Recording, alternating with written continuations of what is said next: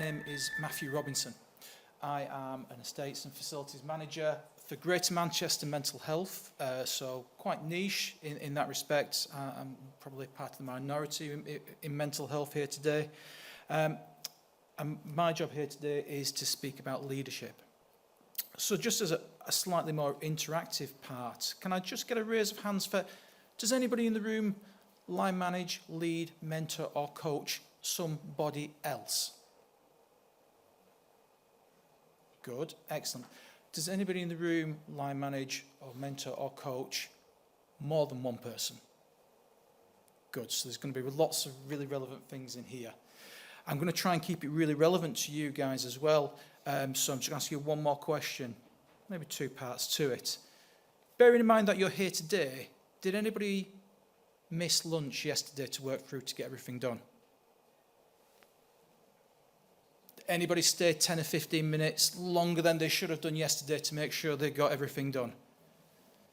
Or longer. Okay, good. Well, I think we're all on the same place, aren't we? Okay.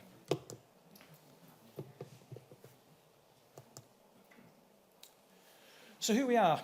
And I know many of you in the audience will probably be familiar with Greater Manchester Mental Health. I will be open and transparent.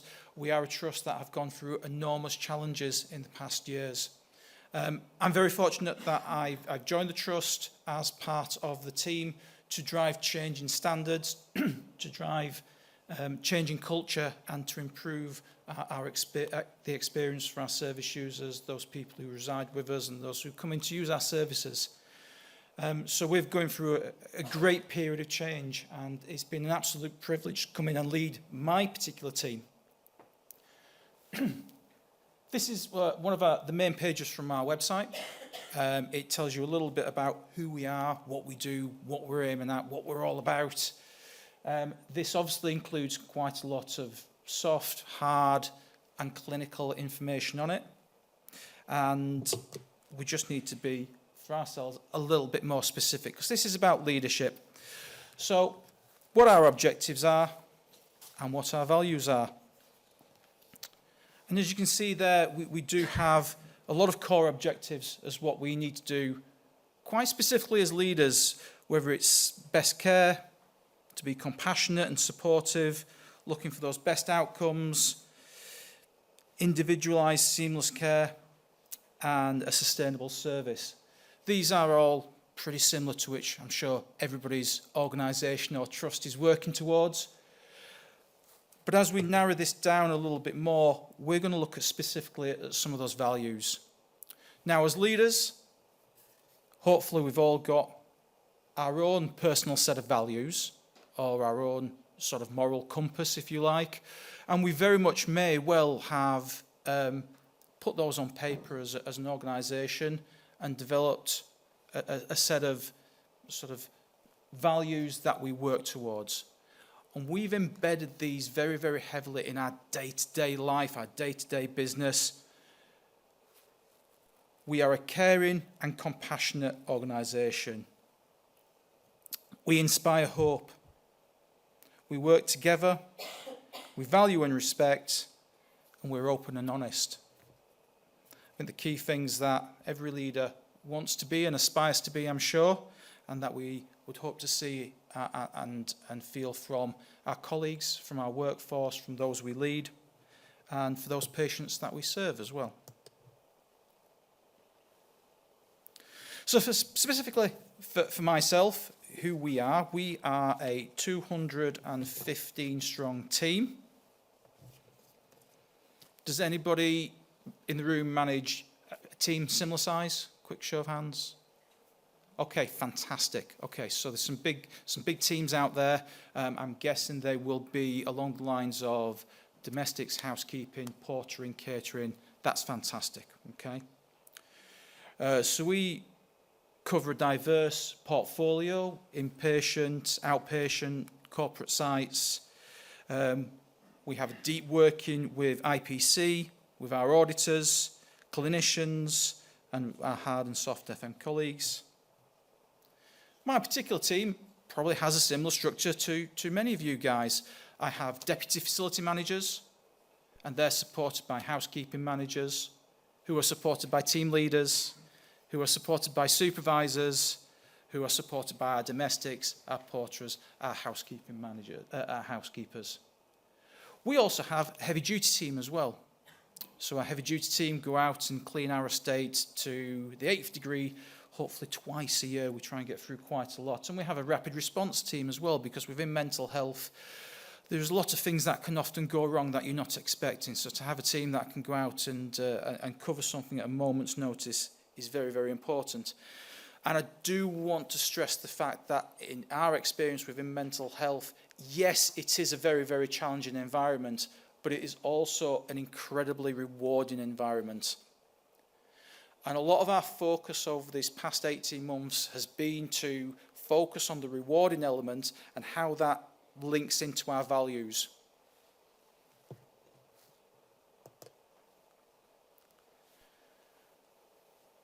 As I alluded to before, I joined our trust at a challenging and very opportunistic time.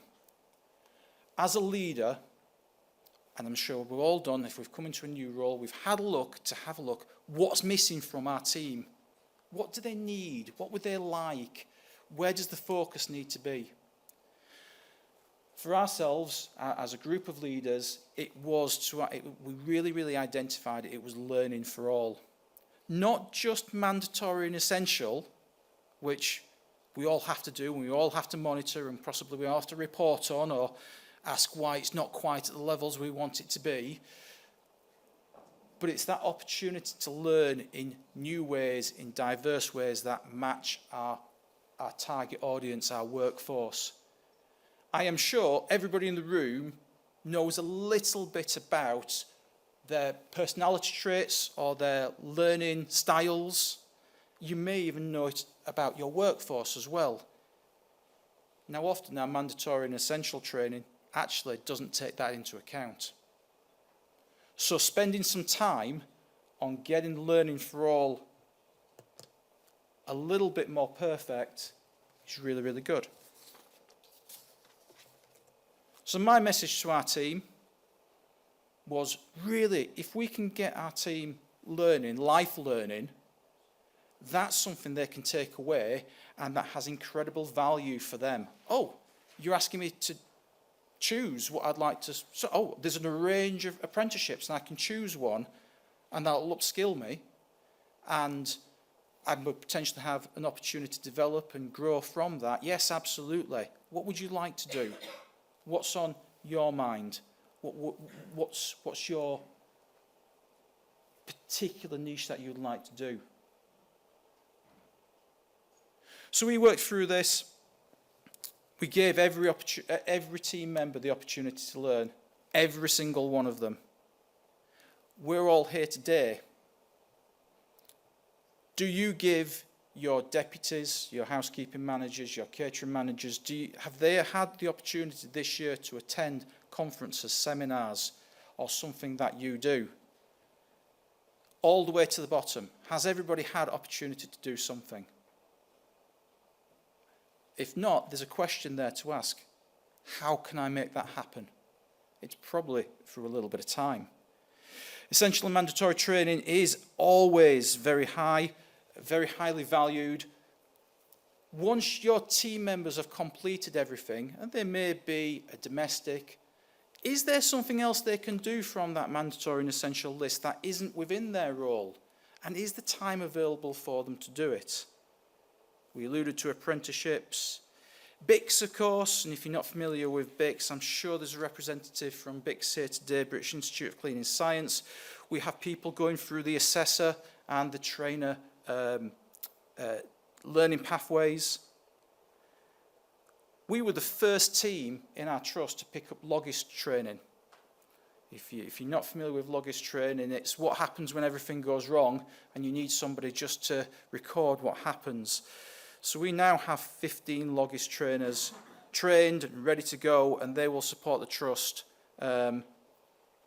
without question whenever is needed. Higher level, IOSH and NEBOSH.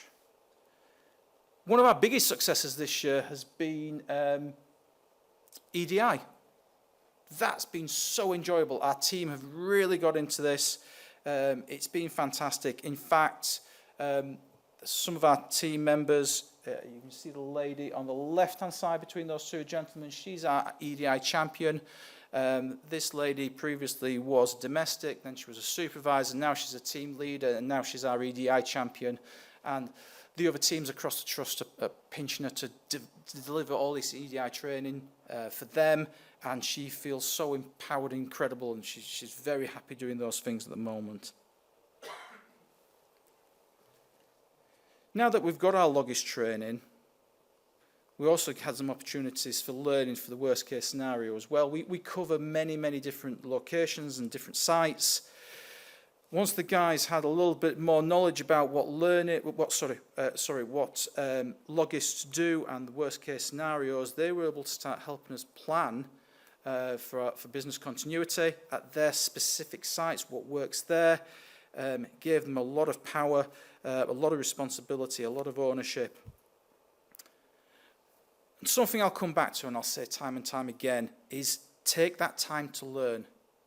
We all know it's important.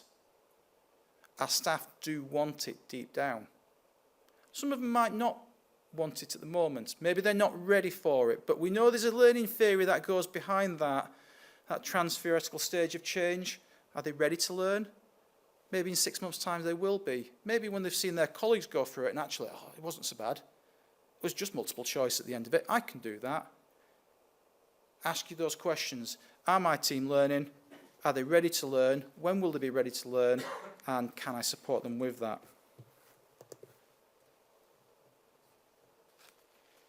That learning wasn't just about certificates, training, skills or anything like that. It was also a lot of skills we need within our roles. So that might have been how to hold a meeting, how to do a one-to-one, how to recruit, how to ask an interview question and listen to what the answer is, how to look at a budget. So we started giving people the opportunity to learn from us.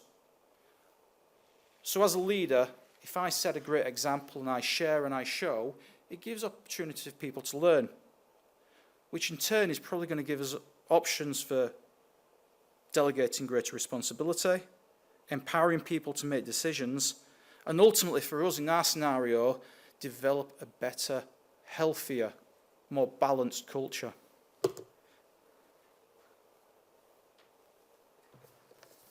This is probably one of the most beneficial things as a leadership team we have done.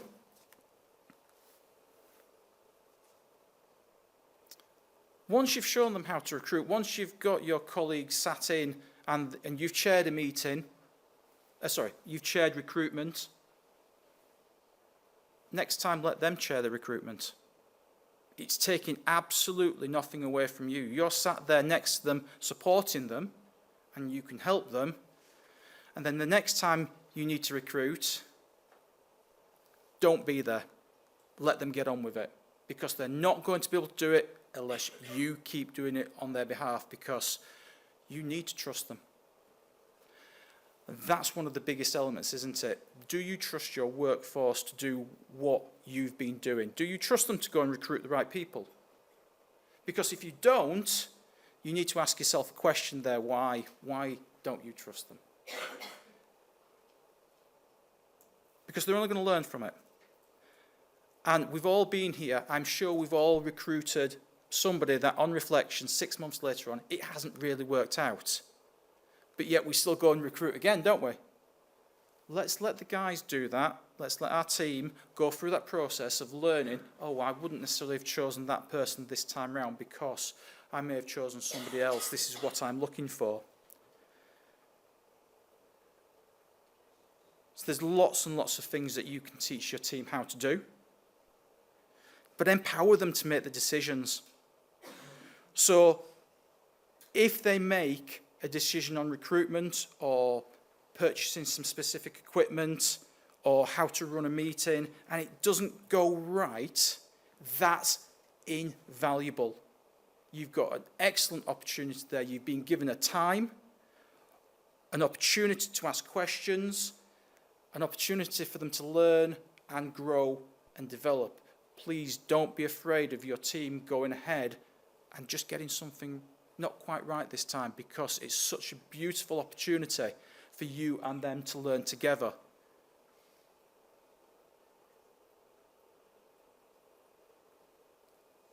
But ask them questions. This is one of the best things that we can always do. I'm sure as leaders, as very experienced leaders within FM, soft and hard, we've got the answers, haven't we? Yeah, been there, done there, got the t-shirt, I know what I'm doing. So when your team come to me and say, Matthew, what should I do? My first question is always going to be, what would you do? Listen to their answer. There's always an opportunity there to go, okay, let's do it. Let's see where it can go. Because if it goes right, it's fantastic, and it's an absolute opportunity to shout and scream about how fantastic they are. And if it doesn't go right, it's an opportunity to shout and scream about how great the learning is going to be. But ask the question, what would you do? And try and frame that as well. Sometimes we get in the habit of going, well, this is what I do, blah, blah, blah. What would you do? And they'll go, well, whatever I say now is going to be wrong because you've told me the answer. So don't tell them the answer. Keep your opinion to yourself. It might be the right answer, but let them come out with it first. If they come out with the same answer as you, fantastic, I was thinking the same sort of thing.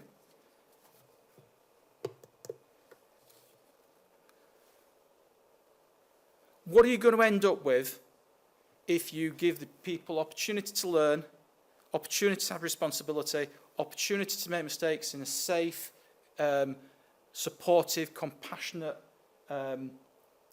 environment? You're going to end up with a better culture, without a shadow of a doubt. Because coming back to that T word, trust, it's going to develop really, really well. Oh, Matthew knows that I can go out and order these things, and if I do the right thing that I believe, but it's not quite right, it's okay because I trust him that he'll come and help me and support me, or one of his colleagues will do, or it's okay to make that mistake. But I feel it's right because I've got really good values and we talk about those a lot. So it's okay, I'm going to give it a try. So really, really developing our values. One thing we do a lot of is we talk about our personal values as a group, and then out with our domestics, we talk about our values. And for us as a trust, and I'm sure there's other people in the room, you may have a lanyard that you wear around your neck. Does it have anything on it? Ours has our 5 values around it. So when we do our meetings, we take our lanyards off, we put it on the table in front of us, we start talking about our values, and you'll see the guys just looking down and going, oh yeah, compassionate.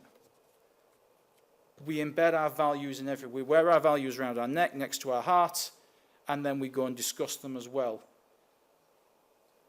For myself, as a leader, I want to talk about my feelings, your feelings, how we feel, how our patients feel, and associate that to the values that we've got and our trust have and that we should be working towards. So we really drive the question, what does right look like, sound like, feel like?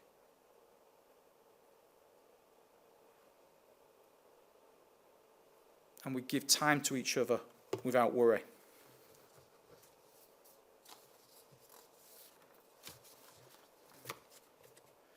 This isn't going to be a big sell on what's best and what you should be using within your area.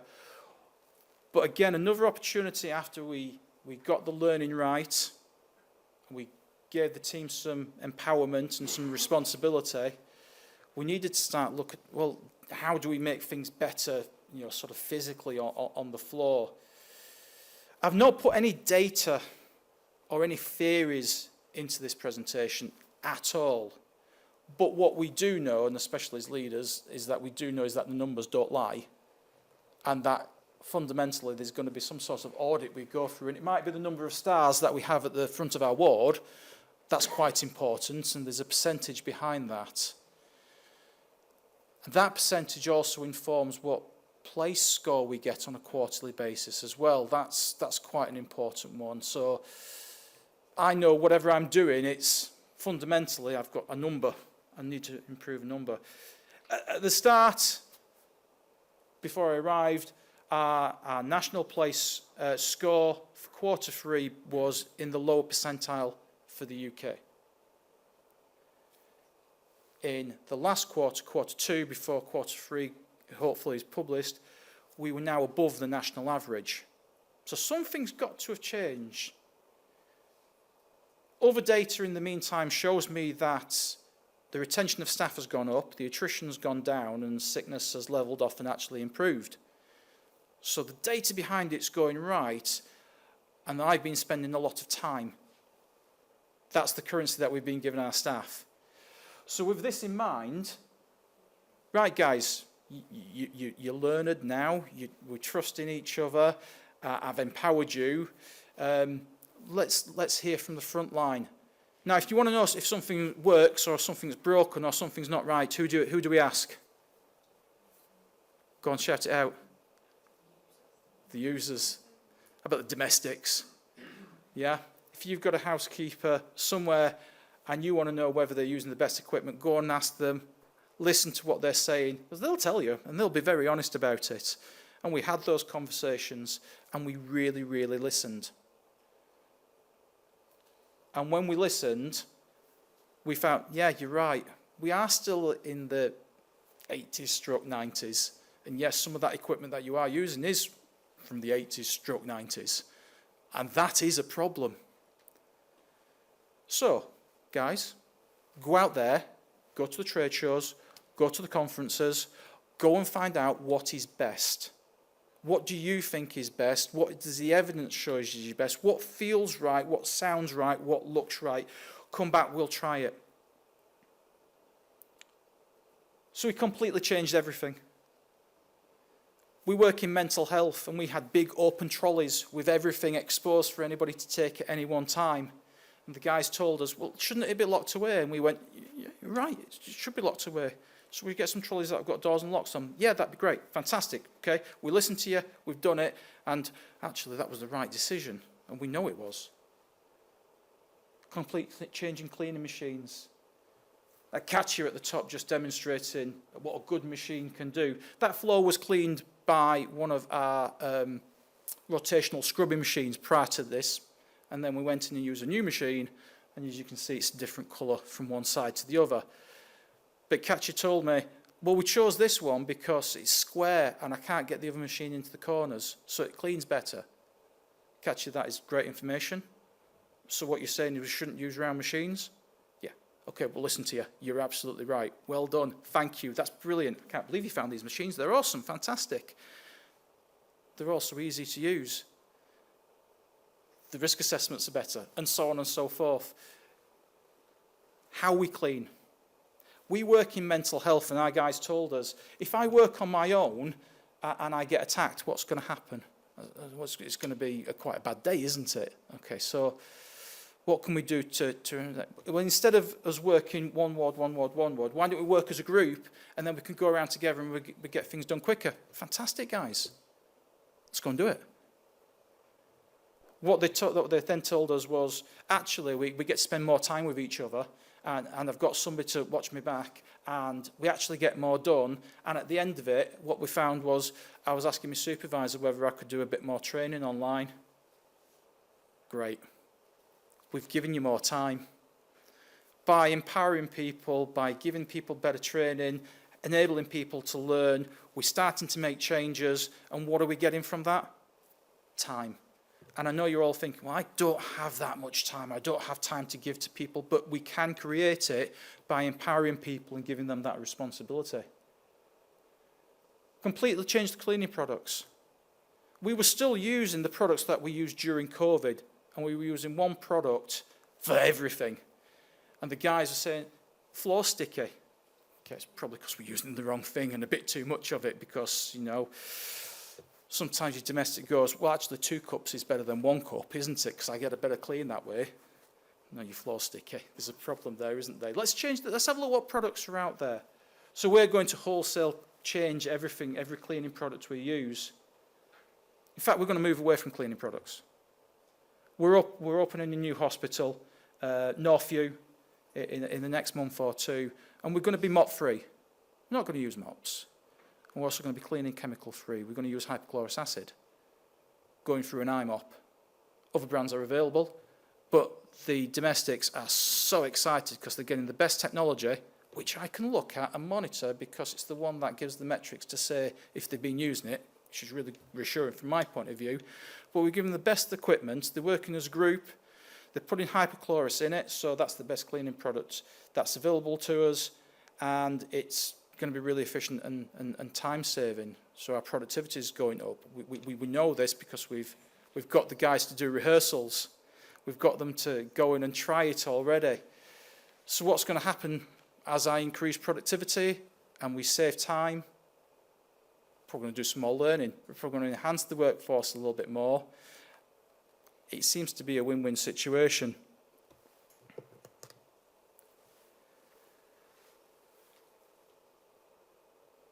Please try and ignore my jumper on the top left-hand picture. It was the only one I had available for that day. Celebrate, identify, show compassion, give feedback, give time. I'm sure you all do this. Do you do it formally and record it and actually make it part of your agenda at your senior meetings? If not, why not? We often talk about the problems that we have and the challenges that we have, but we actually put into our agendas time, specific time, to recognise and show how our people are successful. We have a formal system within our trust, which is VIP. You can send a VIP to any member of staff, and it goes to their line manager and them, and it tells you how fab they are, but it also is linked directly into those 5 values, so we get to identify what value they've shown, and they get some recognition. And again, I'm sure you all do something similar. You have one day a year, 1 week a year where you champion ourselves and what we do. Really go for it. Whatever you did last year, try and make it a bit bigger this year. Ask the question, can we make it bigger? Can I say a bigger thank you to all my staff?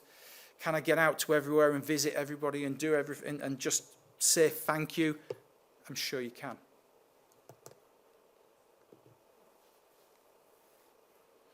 So I mentioned before, the culmination of this is, these are our domestics and porters visiting Northview Hospital. It's theirs and our service users. It's not mine. If I left and went to a different trust tomorrow, they're there. It's theirs. The patients are moving from one hospital to another. They're there. They're experiencing it. They're excited. We've given them time. They know what they're doing. They're the experts. In fact, we make sure the domestics have been there more often, and the porters have been there more often than any other member of staff, more than any of our other senior leaders. They're there. They're getting used to the place. It's theirs. They're seeing the equipment coming in. They're seeing the environments they're going to be cleaning. They're getting excited. Make it about them.